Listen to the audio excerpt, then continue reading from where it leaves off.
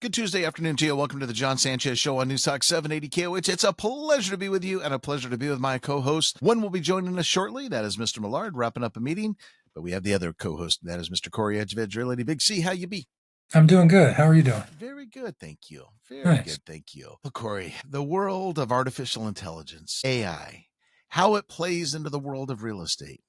I'm so anxious to hear how you're utilizing it. But I have a feeling you're going to say Aaron a lot today. Aaron is my AI bot. I'm like, Aaron, how do I do this? And he does it. Exactly. Well, all of you know, of course, on Mondays, we have my brother, Dr. Dennis Sanchez on. We do an AI segment in regards to solopreneurship and business and things like that. But I thought, this is a time, Corey, that we really need to be resurfacing. It's been probably a month or so since we made any mention. I think it may have been with Aaron when in one of your days that you weren't with us, and really bringing this to the forefront, Corey, in regards to AI, how AI is shaping real estate. From home searches to mortgage approvals, as Dwight will talk about, AI is absolutely reshaping completely how Americans buy and sell real estate. Today, we're going to explore with Corey and Dwight how AI is changing the game for buyers, for sellers, and of course, for lenders, and what it means for the next move. Corey, let me ask you this real quick before I get to the stock market side of things today. How prevalent are you seeing AI grow in the world of real estate right now? I mean, I guess you could kind of say before you answer, it started off right when the advent of Zillow's, however many years that was ago, and so on and so forth. That was kind of really the beginning of it. Are you fascinated to see how fast it's transpiring at this point? I think there's a lot of it behind the scenes that people don't realize. Zillow's the main thing. And back when that all started, we didn't even know I don't even know if there was a term AI. Right. Exactly. Which is algorithms and they're doing this and that. Now everybody can kind of do the same thing. We'll get into a little bit. My next kind of integration from that I really caught my attention was the virtual staging. You can take a house, you have it listed. Make sure you mention that. That's you can stage it in any, realm that you want, which was pretty interesting. And so it's kind of like from the buyer side of it, buyers have preferences for this, that, the other. And not that the MLS doesn't do it, but it almost creates kind of like that algorithm of it's going to give you the choices that hit your top parameters, and it's going to go out there and search those for you and bring them back to you versus you going and search for them. I think the other thing too, that article I sent you that I think you looked at, was that yesterday or Friday, whenever it was, the data centers. Like we all think about, oh, AI, what am I doing? But AI in general is changing the face of real estate. From that side of it, from the commercial side, the data centers, what's it doing for neighborhoods? I don't know if you caught that, the very end of that story where they talked about a big project in Reno that was trying to change its zoning from residential to commercial to bring in these data centers. So that story was probably 5 or 6 months old. Just yesterday, they approved that change. Did they really? So now you're going to have massive data centers out north. There was going to be 5,000 houses. Now there's going to be 1,000 houses and millions of square feet of commercial data centers. So they shrunk the footprint of the housing to make room for the data center. Absolutely, yeah. And so then you get into electricity. Where's the water coming from? How many jobs? So there's ways it's changing real estate without, that are outside of the normal buyer seller. Exactly. What am I doing type of thing. Real quickly, because you're on this, and again, this was a fascinating story that you sent, and it was done by NBC News. This was a national story, but locally. So the reporter was out in Tahoe Reno Industrial Center, right? And they were going around with one of Lance Gilman's top guys, I assume. I don't know the gentleman, but fascinating to see, because I've wondered that, Corey. It's like you don't hear a lot about data centers here locally. And this story proved absolutely wrong. There's, from what he's talking about, there's a bunch of them that are coming, right? And obviously, like you said, some going north of Reno. Obviously, those are east of Reno. I saw even in that story, there was some, almost in, like, almost, I won't say downtown, but. Well, it's downtown. It's a mile. Right down? Okay, I couldn't tell exactly from where they were. It's just a mile west downtown where he was standing crossing the railroad tracks. And and that was a huge fight. I had a friend of mine who's a water right attorney. So they've been working on that for I don't know how many years, and he was involved because of the water right aspect of it, where you need water for the cooling of all these things. And there's a huge fight going on, not just here locally, but across the country of, can you put these data centers in the middle of residential cities? Sure. And the zoning doesn't allow for it, but Reno, I don't know if Reno, well, we'll see if it's good or bad, but they're kind of at the forefront of, we're going to allow it, and it's an experiment. We'll see what happens. Right. As a real estate broker, what's your opinion on that? Do you think that it can be mixed use like that? I'm sure it can. I mean, unfortunately, I was born and raised here, right? So I remember when we didn't have all these big, huge Yeah, warehouses everywhere. So exactly. now, Exactly. Me too. you have massive warehouses everywhere. You go up Mount Rose Highway, which is the most beautiful scenic part of this, little town, and now they're putting massive warehouses everywhere. So, is there a difference? Yeah, probably. I don't know. It's the future, right? So I guess we're going to be going. It's funny. So my son had a tournament in San Francisco on Saturday. Drove down Friday, woke up early Saturday, drove, the city so he could see everything. He's like, Dad, he's never been down there. Dad, where's all the yards? Where all these houses? Where's I go? They don't have yards. They build them on top of each other. Like that is. Yes. By the Yes. time you're my age, this is what Reno's going to look like, unfortunately. Right. So you better move. No, that's very true. That is very true. All right. Great pleasure to welcome Dwight Millard of Highlands Mortgage joining us. Great to be with you, my friend. Great to be with you, John. We were just talking about data centers, that story that Corey sent us the other day, in regards to the data centers going on, in our local area, north, south, right in downtown, so on and so forth. And Corey just brought up an excellent point that we'll expand on as we get into our how AI is reshaping real estate, of how it is just not even, you know, in regards to your world, Dwight as a lender, Corey's world as a real estate broker, but just again, these massive data centers going everywhere, the infrastructure needs that are required, the power, the water, just everything. I mean, I don't know, Corey, you're tied in pretty well with a lot of commercial guys. Is this like the new thing? Let's start building data centers, or specking land for data centers. It used to be, the industrial centers, right? Because everybody needs storage for their products, for e-commerce, etc. It's like I'm not hearing that anymore from the institutional side. It's all, yeah, data center, data center. Is what you're hearing also? That is the hot spot right now. And so, as you mentioned too, yeah, they're specking it. So that whole project we talked about, I don't know that anybody's spoken for any of the dirt yet, but I'm sure they're going to spec build or spec develop some large spaces for data centers. And when you listen to all these guys and you listen to them all day long, like I do, it sounds like we're only a tenth of what we need and this is going to last forever, Yeah. which may or may not be true. But if it is true, yeah, this is the future. I mean, we're at the open space you have now. Kiss it goodbye because it's going to be full of data centers. Yeah. Dwight, real quickly, before I get again to the stock market side, you spent a lot of time in Texas. That is almost seems like the nucleus of data center construction. What are you seeing when you go there and visit? I mean, just building after building after No building. kidding. Anywhere that there's I guess an access to the freeway, Yes. it's just amazing. And then around it, it's almost like they build this data center and then the homes, not the Yeah. homes. Yeah. It's Yeah. I'm going to build Almost it. like the old days, right? I guess like you build a shopping center and build the residential around it. That's a great point, Dwight. Yeah, That is a yeah. great So point. it's just But yeah, I it's mean, and to Corey's point, you build it and it's gonna get filled. I mean, it's just and they're massive, right? They're just massive. yeah, Yeah. yeah. All I've seen is pictures. I've yet to see one in person, but yeah, the pictures are just staggering. And the amount of, I mean, Caterpillar stock has just been on a tear recently, and I wonder how much of that is attributed to. I mean, you look at those construction sites, and all you see is a bunch of yellow iron out there. So someone's buying a bunch of Caterpillar graders and dozers and everything else, excavators, everything else that goes, with those construction companies. Corey, just got to be making a fortune. I would think it just got to be making. And I there's would think what I'm noticing there's sorry to interrupt you. no. What I'm noticing is there's a lot of construction companies now. That's all they're doing, right? I don't know if they started out that way, but that is all they're doing. And a lot of them are getting acquired by some major Wall Street firms that want to control the whole ecosystem from design, build. I won't mention which Wall Street firm this is at this point. Not only have they bought construction companies literally around the world, because these data centers, they're going around the whole world. It's not just here in the US. They've also bought a massive HVAC contractor, right? Because they've got to be cooled.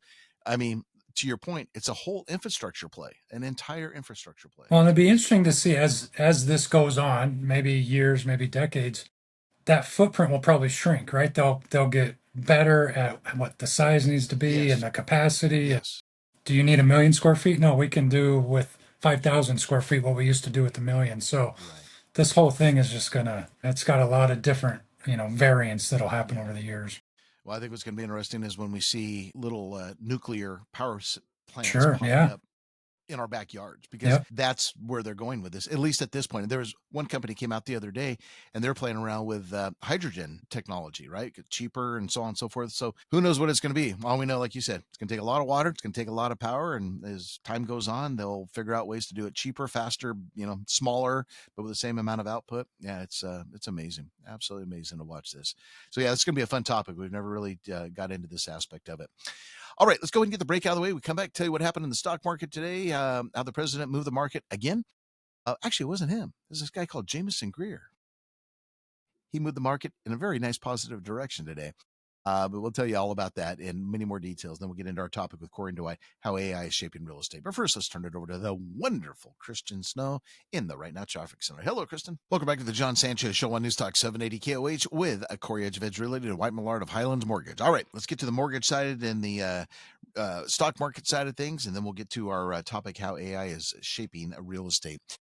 All right, wild ride today, to say the least. Worst level, we were down nearly 600 points on the Dow, but we clawed our way back and finished with a gain of 203. I'll tell you the catalyst in a moment.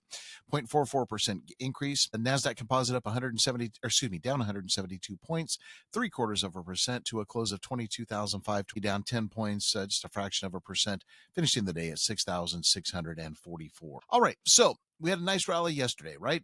Trump made those comments after the True Social post on Sunday, made the comments Sunday night indicating, once again, China's going to be just fine. All the algorithms took that as a positive comment. And of course, we rallied very significantly yesterday with the Dow up 588, NASDAQ rose 490, S&P up 102. Come in this morning, futures look real good. Looks like we're nice and solid. Things are going just fine. And then all of a sudden the news comes out that we've got problems. Okay, back to China. What a surprising. Overnight, China sanctioned 5 U.S. linked subsidiaries of the South Korean Hanwha Ocean Ship Company. And this all of a sudden brought back the whole issue that, okay, now China is not only trying to punish us with this tit for tat situation between President Xi, President Trump, now they're going after countries that, of course, deal with us, i.e. South Korea. So that sparked a bit of concern in the pre-market session. We started selling off. And then about an hour after this market opened, it just started plummeting and plummeting and plummeting. We're like, oh boy, this is going to be a repeat of Friday, right? China's at the forefront. And here we go. Then Jameson Greer, the U.S. trade representative, came out and said, things aren't really all that bad. Matter of fact, we're just kind of taking this. You'll see what China is going to do on this whole thing. They're the ones who've chosen this major escalation, so on and so forth. And the market took his comments to basically be fairly positive.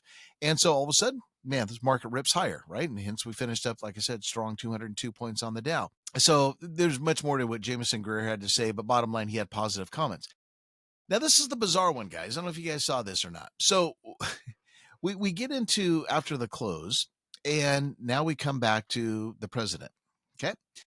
The president now is picking on China in regards to, of all things, cooking oil. You heard me right, cooking oil. The president said his administration is considering terminating business with China having to do with cooking oil in retaliation for Beijing refusing to buy U.S. soybeans. He said China is committing an economically hostile act by purposely not buying our soybeans, causing difficulty for our soybean farmers. Any business with China on cooking oil and other elements of trade are possible forms of retribution that Trump said he was weighing on. He said, as an example, we can easily produce cooking oil ourselves. We don't need to purchase it from China. China, of course, has been the top buyer of U.S. soybeans. We've all been following this story. Top buyer of U.S. soybeans up until this year. They would buy, just last year, $12.8 billion of soybeans. But amid with the trade war between the two countries, they have not bought a single American soybean going back to May.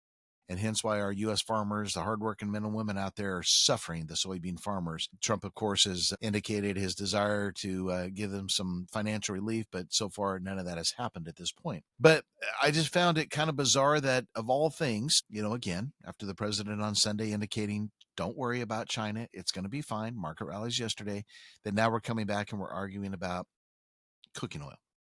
But that's where we sit. Again, this is a very, very jittery market at this point. Everyone's just literally bated breath, not knowing what's going to come out of China, what's going to come out of Washington in regards to things that could affect the market. And then all of a sudden, here we are, and we find ourselves, like I said, in a very, very volatile time period. Let's go to the commodity side today. Speaking of commodities, 67 cent loss on oil, 58.97 a barrel. Another strong day for gold after a $132 right around their gain yesterday, if I remember correctly. We finished up 32.70 on gold, 4,165.10, down 3 basis points. Mr. Millard, 10-year Treasury, 402 is our yield. How'd we do on the mortgage side of things? Yeah, we're not moving too crazy, John. I think last week we were 6.35 or something. Today we're 6.3 on the 30-year fixed. It feels like we're just kind of waiting to see the end of the month, the Fed meeting. The 15-year 5.83, so we gained a little bit. We got a little better there. And your FHA and your VA loans are right there in the bottom of the sixes. So I would argue, though, when I look at pricing, we're probably slightly better than what these are showing.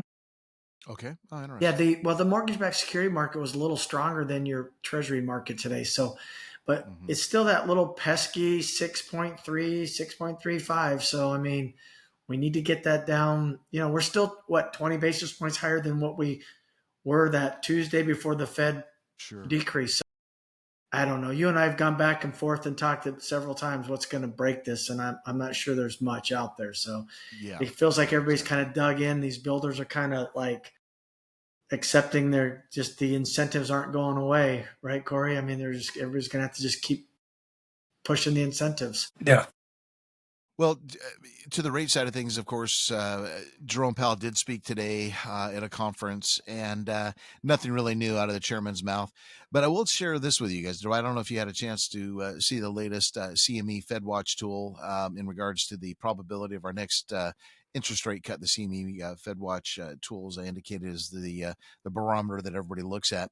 But guys, the street still has a peg pretty strong here. Right now, we're looking at a 96.7% probability as of today of an October rate cut. 96.7%, and December now is north of 90% that I saw earlier this morning. So unless that changed. So with those percentages, John, you think they've already got it, kind of the mortgage market has already kind of got it priced around it, right? I mean, that was good. I was going to bring up. Yeah. That's exactly right, Dwight. Yeah. That's exactly right. Yeah, we know how the bond market works. We know how the mortgage market works. Obviously, driven by the bond prices. Yeah, it's already priced in. When you're up in this 90% plus range, usually it's fairly accurate as far as that it's going to happen. So yeah, they're already priced. And I would have to believe that companies or countries that are not real, in a good space with the U.S., like China, they're not buying bonds right now, right? I mean, I can't imagine them. No. So, I mean, there's a collateral damage, I guess, to all the things that are going on. Is why would they help us out in that arena, right? So, well, I don't know if you saw, but Powell made a comment that they're letting the balance sheet of the Fed just run off, right? Yeah. That's not going to have a positive impact on mortgage rates whatsoever. And we've been doing that now, 5 years, 4 years? Yeah. What is 95 million or what is it, billion? I don't even know anymore. Billion. Yep. Yeah. Is it a million, billion, or trillion anymore, right? Exactly. All right, Dwight. Well, thank you for that mortgage update. When we come back, we're going to get into our topic, how AI is shaping real estate. You don't want to miss this with Corey and Dwight. Let's turn it over to Jack Sabian. He's got news, traffic, and weather. Hey, Jack. Welcome back to the Jon Sanchez Show on News Talk 780 KOH with Dwight Millard of Highlands Mortgage, Corey Edge of Edge Realty. Once again, a 203 gain on the Dow, lost 173 on the NASDAQ, decline of 10 on the S&P 500. I should mention the strength of the Dow side. Why was this so strong? Boy, oh boy, it was a strong day for Walmart. And this includes a little after hours movement up 5.25% for Walmart. Caterpillar, $22.71 gain at 4.5%. American Express at 3.59. Bottom of the list, NVIDIA, and it's continuing to sell off here. It's down $7 right now. So see how fast this AI trade can happen. Little disappointed. We had really good earnings numbers out of Goldman Sachs and JP Morgan, and they both suffered today. Goldman was down $13.28. JP down $5.89. So really interesting mixture of what drove the strength of the Dow, but that's why you saw this weakness in the NASDAQ again, the NVIDIAs, et cetera, of the world. Did you see Mr. Diamond's comment on the cockroaches about the story I told you on Thursday? No.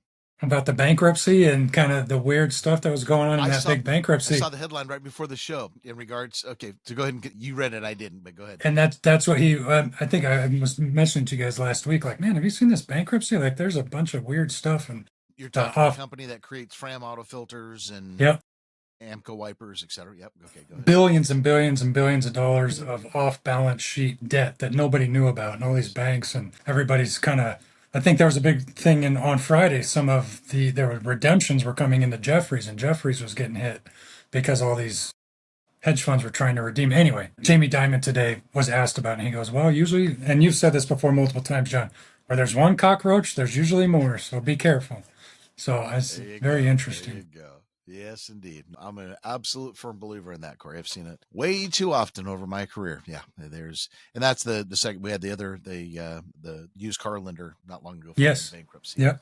That has a lot of ugly tentacles that are out there because you just never know who's involved, right? And again, you get these banks that you think would do their due diligence, but like you said, they're lending on something that two other banks ahead of them already lent on. Yep, So there's exactly. no collateral there, and it's just it's a tough one. It is a tough one. So yes, indeed, and that's again this market. That's why it can move so much on just a little bit of news because that stuff out there is lingering. All right, we're going to get to our AI topic again. How AI is reshaping real estate. Now we were talking during the break. We need to do a show on Corey. Maybe Thursday we'll do that. Let's continue on the AI theme all week.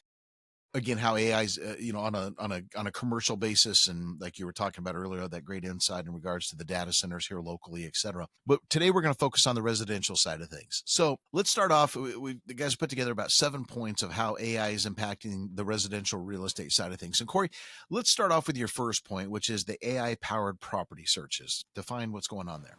And it goes back again. It all started with Zillow and the Zestimate, and that kind of got the whole ball rolling before we even had the acronym for AI. But now everybody has it. And again, what it does is, and everybody's used it, you can go on and put in your address. It's going to tell you what it's worth, which is an algorithm in some form of AI that's kind of aggregating the data. But you can take it a step further and say, well, I would really like this kind of house on this acreage with tall grass and a couple of trees and whatnot. And it will go out and do the work for you and find it versus you flipping through 1,000 pages of listings to find the house. And as you mentioned, it becomes kind of a teammate or a business partner of yours to go out and find these things, and you can give it different search parameters. So that happens, I don't even want to say on a daily basis, John, that happens every second, right? These buyers are using it. Now, and probably every listing agent, including myself. Now, when we go out, let's say if you call me and say, hey, I want you to come out and check out my property and I'm thinking about selling it, I'm going to do all my due diligence. I'm going to pull all my comps, do all my stuff, but I'm also going to go check a couple of the AI powered Zestimates, if you will, to see what they're saying. Because I know that's the information you're using. So I want to make sure that my real life information is somewhat mirroring, or if it's not, that I can explain to you why what you see on Zillow and Redfin is different from what's really happening. Okay, Corey. So I just, as you were explaining that, you heard me typing. I apologize. So I just went into ChatGPT. And I said, please, excuse me, please find a listing in Reno, Nevada for a home for sale under $1 million on 1 acre and at least 4 bedrooms. Okay, I'm going to press the search button right now. 1, 2, 3, 4, 5. Ooh, I think I stumped it. Thinking longer for a better answer. That's never a good one. Shoot. Beat my point. I probably needed to be more specific, but it's still thinking. But it should come back here in a second. It'll come through. Either say there's nothing there. Yeah, now it's saying searching for a 4-bedroom, opening Zillow listings, refining the search, so on and so forth. Searching homes in Reno under 1 million with acreage, expanding the search area, searching for 4-bedroom acre property, searching MLS listings, searching MLS listings for Reno 4-bedroom property, pivotal search direction.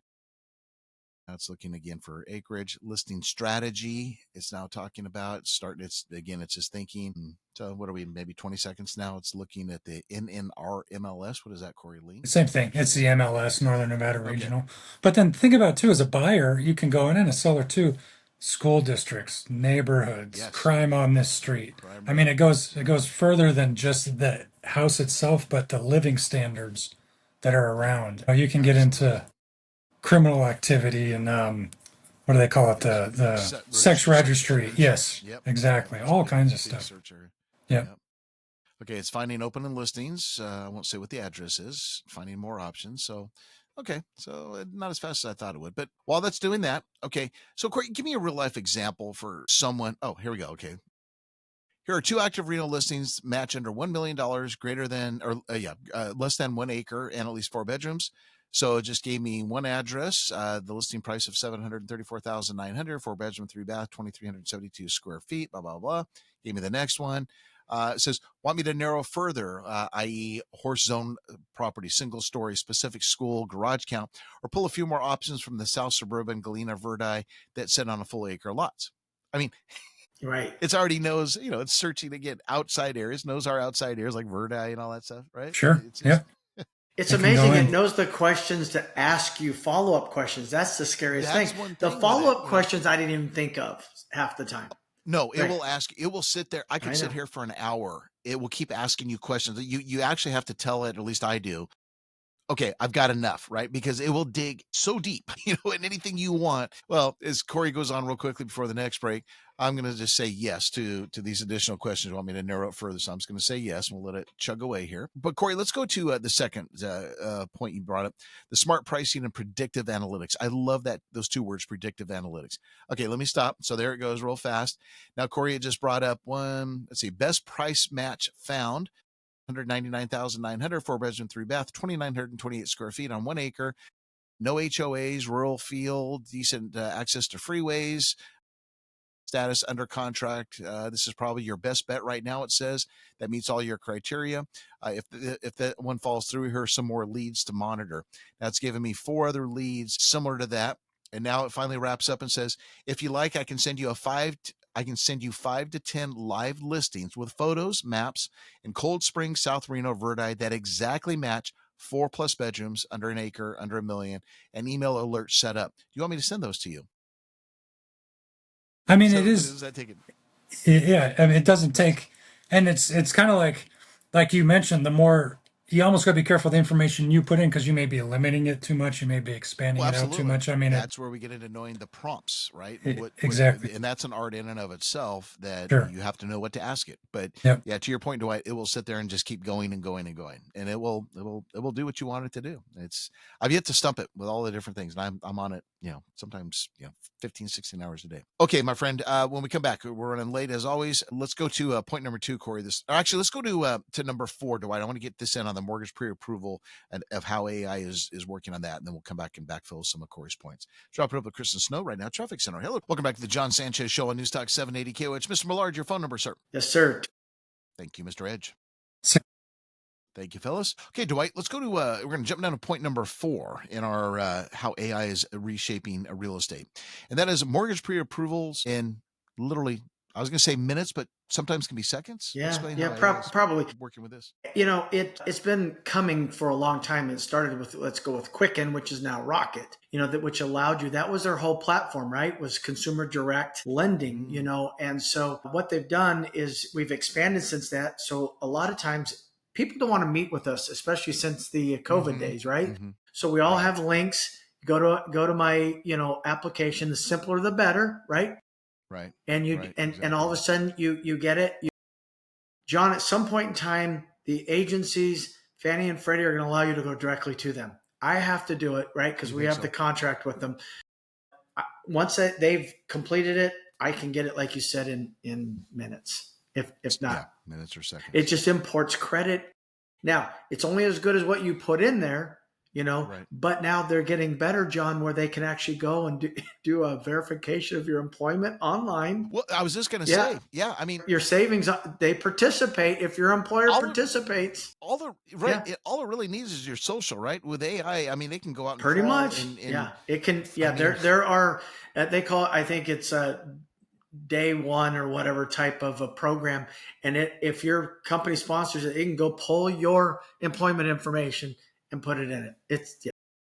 Do you guys ever get blown away like I do? I just had it happen the other day. I forget what program I was doing, but this personal, I remember what it was. I had to get something notarized and I used an online notary and they do your ID verification, but they'll go back and go, did you ever live at this address? Did you ever drive this car? Have you had that happen, Corey? Have you ever gone through? Oh yeah. Yeah. And it's like, there's nothing quote technology doesn't know about you, right? No. I mean, it's amazing. It knew what, one of the choices, it knew the vehicle that I drove when I went to Worcester in 1981. Yeah. It's like, how in the world did you know that, right? So to my point, Dwight, or to your point, it's like, well, geez, you put in your social security number and it just crawls and does everything and issues the approval, the decline, whatever the case is, and it just goes from there. Well, hopefully it's still. Corey, Oh, good. Go ahead. No, I was just going to say on that line. Hopefully, in the case of a decline, it'll tell. Like, if the system declines somebody, does it tell that person? Do they still have the chance to talk to somebody? It still all comes through us, but it's a refer. Okay. So that's the nice way of saying decline, but it's a refer and it'll give you reasons why. But it's probably not going to be too long. You're going to be able to go direct and get your own results, I guess. I don't know. They're still making us be the point. Could you see a point, pardon me, could you see a point to where the mortgage funding process doesn't take your typical 30 days or something, where literally, because of the technology you just said, where literally in a matter of a couple of days, you're funded on your loan? John, we used to give you 30 to 45 days, right? I had to send out mail verifications and get them back. Yeah.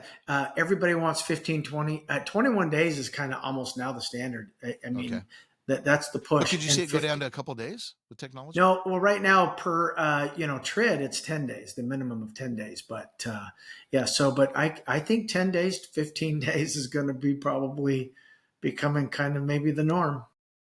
I disagree. I bet you it'll be at some point matter of hours or days. I really do. There's points that the government has put into play for you to be able to think about. You're getting a mortgage loan. Remember those people in the 08-09 didn't know they were getting a mortgage loan? Yeah. But and not to get off topic, but I don't know did you listen to the interview this morning with the gentleman from BlackRock? I can't remember his name, but we got 30 seconds, Corey.